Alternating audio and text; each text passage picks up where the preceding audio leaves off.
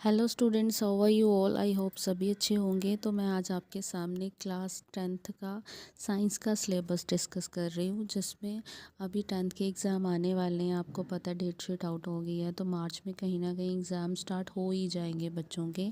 तो डेफिनेटली यही exact date होगी, डेट शीट यही होगी। तो आज मैं सिलेबस डिस्कस कर रही हूँ। जिन बच्चों ने बिल्कुल नहीं पढ़ा है या थोड़ा बहुत पढ़ा है, स्टार्ट नहीं किया, तो उनके लिए ये सिलेबस का एक पैटर्न है, जिसमें ये चैप्टर्स आप बिल्कुल स्किप नहीं करेंगे। तो वन बाय वन मैं आपके सामने डिस्कस कर दूँगी। तो फर्स्ट ऑफ ऑल केमिस्ट्री का आपको chemical reaction and equation first chapter अच्छे से पढ़ लेना है। उसके बाद केमिस्ट्री का एसिड बेसिस और साल्ट अच्छे से करने हैं। उसके बाद चैप्टर जो थर्ड है, उसमें मेटल एंड नॉन मेटल होता क्या, उसका डिफरेंस क्या, इतना भी कर लोगे बहुत है।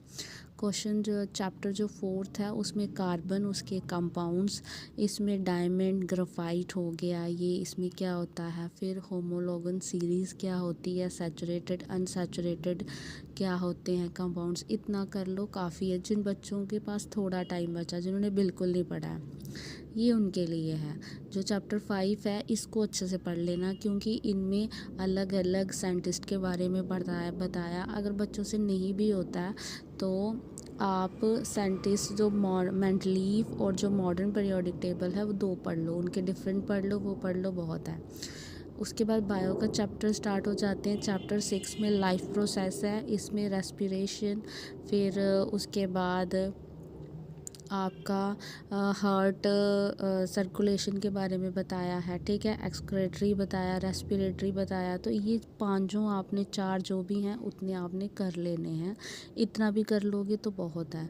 उसके बाद जो 7th है, वो कंट्रोल एंड कोऑर्डिनेशन। इसमें बच्चों को कभी करते नहीं करते, इसका एक ही क्वेश्चन आप कर लो तो बहुत है कि ब्रेन और ब्रेन के पार्ट्स का क्या क्या फंक्शन है, तो बहुत हो जाए, इतना बहुत है कम टाइम में। उसके बाद चैप्टर जो 8 है, ये मोस्ट इम्पॉर्टेंट है, इसको आपने सारा पढ़ना है, ठीक है। इसमें रिप्रोडक्शन है, एक सेक्सुअल है, एक एसेक्सुअल है। एसेक्सुअल के 5 जो उसके टाइप्स हैं, 6 वो करने हैं। और जो सेक्सुअल है, उसमें आपने पॉलिनेशन हो गया, फिर फ्लावर की रिप्रोडक्टिव पार्ट्स, इसके बारे में पूछेंगे। उसके बाद हेरिडिटरी, ये आप थोड़ा बहुत इनकी डेफिनेशन कर सकते हो, स्किप कर सकते हो। चैप्टर 10 है, उसमें लाइट रिफ्लेक्शन और रिफ्रैक्शन दोनों पढ़ने। पहले तो इनकी डेफिनेशन आनी चाहिए, रिफ्लेक्शन और रिफ्रैक्शन की, इनके लास आने चाहिए, ठीक है। फिर इसके बाद ये अपने केसेस जो होंगे, डायग्राम्स होंगी उनकी रिफ्लेक्शन की, ये आपने कर लेनी है। लेंस लॉ क्या होता है, ये पढ़ लेना है। उसके बाद ह्यूमन आई कलरफुल वर्ड, इसमें से ह्यूमन आई का पार्ट, उसके फंक्शन, इतना कर लोगे काफ़ी है। इलेक्ट्रिसिटी है, इसको थोड़ा पढ़ लेना। इलेक्ट्रिसिटी में मोस्ट इंपॉर्टेंट है ओम्स लॉ। फिर उसके बाद रेसिस्टेंस, ये 2-3 क्वेश्चन कर लेना। इसके पावर हो गया, वाट क्या होता है, ठीक है।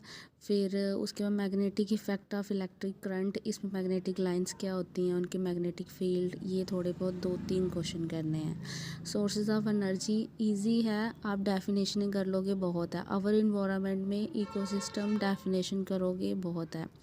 उसके बाद नेचुरल रिसोर्सेज, इसका भी थोड़ा बहुत पढ़ोगे चलेगा, बट जो मैंने मार्क किए हैं ये मोस्ट इंपॉर्टेंट हैं, ये आपने अच्छे से पढ़ लेना अगर आपको साइंस थोड़े ठीक ठाक नंबरों से पास करनी है। अगर फिर भी बच्चों को ज़्यादा डिफ़िकल्टी होती है तो केमिस्ट्री के 2 चैप्टर, बायो के 2, उसके बाद फिज़िक्स के 2 अच्छे अच्छे पढ़ लेने हैं, और बाकी आप थोड़ा आधा आधा भी पढ़ोगे तो क्लियर हो जाएगा, ठीक है। तो दैट्स ऑल, ये आपका सिलेबस था जो मैंने शेयर कर दिया। थैंक यू सो मच मेरी वीडियो को देखने के लिए। अगर आपको मेरी वीडियो अच्छी लगी तो प्लीज़ शेयर कीजिए जितना हो सके, ताकि और भी बच्चों की हेल्प हो सके। और प्लीज़ मेरे चैनल को सब्सक्राइब कीजिए। Thank you so much. Please watching my videos and share it also. Thank you so much.